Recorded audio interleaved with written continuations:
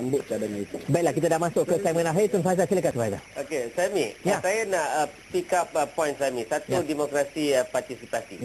Dan apa yang Maliki sebut tentang keberanian golongan mahasiswa untuk menyampaikan pandangan, golongan muda satu masalah yang kita nampak, pertama adalah daripada segi orang tu mungkin berani bagi pandangan. Tapi sama ada pandangan dia ada substance, pandangan dia disandarkan kepada pengalaman dan disandarkan kepada practicality. Ini persoalan kita. Okey, ini masalah pertama. Masalah kedua, adakah golongan-golongan dalam kerajaan ataupun pembuat dasar berminat ataupun bersungguh sangat untuk mendengar pandangan golongan muda ni? Satu, mungkin mereka berpendapat bahawa pandangan golongan muda ni macam tadilah, tak praktikal, tak ada pengalaman, tak disandarkan pada knowledge dan sebagainya. Sebab itu tidak dilibatkan. Jadi contoh macam kita kata bidang keberhasilan utama ekonomi. Banyak mahasiswa dipanggil untuk beri pandangan. Begitu juga dengan model ekonomi baru. Okey, soalannya sekarang, kalaulah ada panggilan untuk terlibat, pertama, adakah mahasiswa berani back with knowledge dan experience untuk mengikut, untuk bagi pandangan? Kedua, mereka minat tak? Ketiga, adakah universiti menggalakkan atau tidak? Dan keempat, kalau universiti galakkan, adakah hanya tertumpu kepada kelompok tertentu ataupun semua orang macam yang saya Ken sebut? Saya nak tambah juga dalam soalan saudara Tun Faizal tadi. Katakanlah universiti pelajar tu orang kata exposure dia terbuka kepada orang kata ilmu yang terhad pada masa tu. Tapi apa yang harus dibuat, ini intervention lagi sekali, apa yang harus dibuat supaya dia tu diperkayakan juga dengan ilmu lain, termasuk di mana kelab belia usahawan contohnya membawa orang kata contoh-contoh usahawan yang terkenal untuk sama-sama memberikan idea kepada dia, dan juga orang kata bukan saja NGO tetapi badan-badan lain yang dapat memperkayakan ilmu, walaupun ini dalam universiti ada dia punya lecture dan sebagainya, tapi ilmu-ilmu lain supaya dapat menghasilkan satu cadangan yang benar bagaimana macam Tun Faizal kata. Apa yang perlu dibuat Saudara Maliki, kerana orang kata jaringan ilmu itu akhirnya akan menguatkan generasi muda itu untuk memberikan cadangan tu. Kita harus berusaha untuk menjadikan budaya berkongsi ilmu jadi satu budaya. Maknanya dialog antara anak muda pelbagai bidang, kena banyakkan dialog. Jangan hanya kita bila ada sudut pidato orang-orang tertentu yang sudah bercakap saja. Jangan terus kita angkat pada satu peringkat yang tinggi. Orang takut. Pada peringkat bawah, di peringkat sekolah rendah, sekolah menengah, kita adakan. Peringkat antara persatuan-persatuan belia kampung. Saya memang mengharap pemimpin-pemimpin belia peringkat kebangsaan turunlah ke kampung. Saya sendiri dengan rakan-rakan di MBM, setiap bulan at least 4 kawasan belia kampung kita turun supaya kita boleh mendengar pandangan mereka walaupun kita duduk di kedai kopi. Kemudian budaya menulis, budaya mencatat, menulis kena ada. Kita bercakap banyak, kita tak catat, kita tak tulis. Itu akhirnya kita tak ada asas. Dan saya menyahutlah saranan NUJ, Persatuan Wartawan kemarin bila menyatakan media atau surat khabar dan sebagainya perlu bersikap terbuka untuk berbincang secara kritikal tentang isu-isu sensitif dalam kalangan rakyat. Ini penting. Dengan kawalan yang ada, saya percaya rakyat ini yang bercakap vokal tanpa asas akhirnya akan dikawal oleh rakyat lain yang ada vokal yang ada asas. Akhirnya begitu, ia akan seimbang. Mungkin apa yang berlaku sekarang ni macam Kak Rizal katalah, ini orang cakap transisi untuk mencapai satu yang seimbang dalam kalangan masyarakat kita. Tapi perlu ada budaya berbincang terbuka, matang. Itu yang paling penting. Saya berminat dengan peranan tadi Tun Faizal Ismail tadi mengenai bagaimana tentang skop mahasiswa. Okey, saya nak bagi contoh dekat bagaimana mahasiswa dekat UM. Okey, mereka mempunyai satu pandangan apabila pihak pentadbiran Universiti Malaya membuat sesuatu dasar.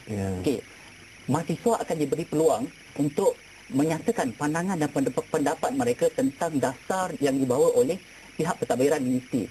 Contohnya dalam pilihan raya kampus yang sebelum ini ada bawa sistem baru iaitu sistem e-voting. Jadi waktu itu mahasiswa semuanya mungkin ada di kalangan yang siap bersetuju mengadakan demonstrasi secara besar-besaran, dan juga ada di kalangan mahasiswa yang melakukan kajian-kajian. Dan kita di kalangan mahasiswa dekat UN, apa sahaja dasar dan apa sahaja maklumat yang kami dapat tentang pelbagai isu, contohnya melibatkan pentadbiran Universiti Malaya, kita akan sentiasa berkomunikasi dengan pihak pentadbiran. Dan saya tadi sebelum saya ke sini, saya ada menelpon beberapa orang saya punya pensyarah dan profesor dan bertanya kepada mereka tentang pandangan mereka tentang pemikiran anak muda kini. Okey, saya nak bagi satu cabaran kepada saudara Azri dan rakan-rakan di universiti. Tak lama lagi Perdana Menteri akan membentangkan bajet 2011 ya. Sebagai pelajar-pelajar ekonomi yang hebat contohnya, bolehkah pelajar-pelajar universiti memberikan satu orang kata belanjawan cadangan yang sehebat apa yang negara patut pada kerana saya, kalau kita cakap asas partisipasi demokrasi, situlah arahnya.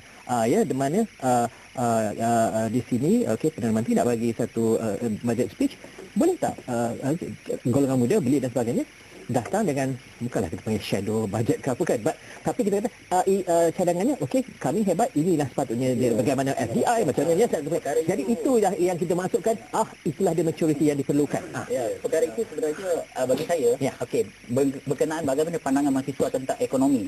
Contohnya modal baru ekonomi yang dibawa yang baru ni, sebab kita mahasiswa melihat bahawa mungkin dulu kita ada dasar ekonomi baru, dan dasar ekonomi baru itu kita telah merasainya sekarang, dan mungkin dari segi mungkin equity yang 30% untuk bumi putra itu kita masih tidak capai lagi. Dan kita melihat bahawa satu dasar iaitu model baru ekonomi ini adakah akan mencapai sasaran yang dibuat oleh pihak kerajaan itu. Dan bagi saya, saya cakap tadi tentang keupayaan mahasiswa. Ya, saya yakin bahawa mahasiswa dengan bantuan dengan pihak NGO dan juga mungkin pensyarah-pensyarah di universiti, biasanya kalau saya ada kawan dengan pelajar ekonomi, dan dia menceritakan dalam dewan kuliah, ada di kalangan pensyarah yang bersifat terbuka, kadang-kadang menentang dasar-dasar yang dibuat oleh kerajaan tentang ekonomi, dan pensyarah-pensyarah ini membuka minda kepada generasi mahasiswa ini untuk mereka berfikir dengan lebih matang, kerana mereka sedar bahawa mahasiswa ini akan keluar dan akan menjadi salah seorang daripada pentadbiran negara. Saya suka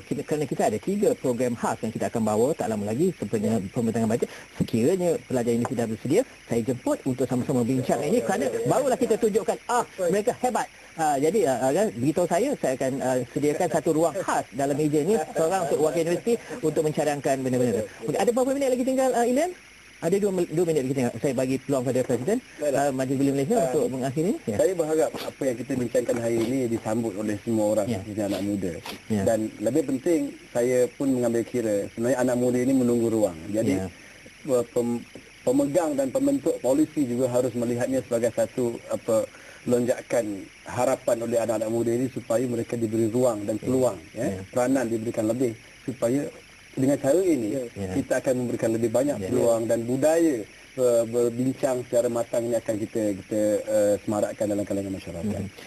Terima kasih kepada semua yang hadir. Terima kasih saudara Maliki, saudara Asri, Ken, saudara Calvin, saudara Khaliza, dan terima kasih Tun Faizal, Ismail Aziz dan juga saudara AK Syafizan Johari di Arena Media dan juga Arena Rakyat. Terima kasih banyak kepada anda yang mahu meneruskan perbincangan ini. Ya, ada yang marah, ada yang suka semuanya. Boleh terus ke Facebook Esrawani, kita akan berbahas di sana. Terima kasih banyak. Jumpa lagi. Assalamualaikum. Selamat malam.